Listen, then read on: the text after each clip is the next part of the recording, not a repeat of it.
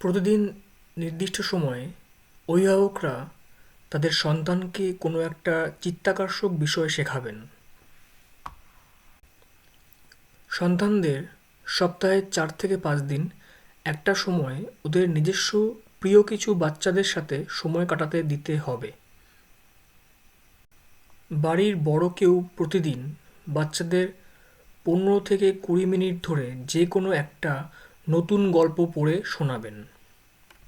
ছেলেমেয়েদেরকে অঙ্কনের উপর জোর দিয়ে ওদের মন থেকে ওদের প্রতিদিন কিছু একটা নতুন আঁকাতে হবে।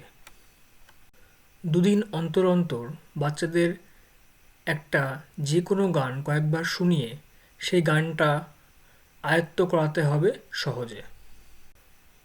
কম করে সপ্তাহে 3 দিন করে ফুটবল বা নাচ বা ক্যারাটে এই ধরনের শারীরিক ক্রিয়ার অন্তর্গত করাতে হবে বাচ্চাদেরকে।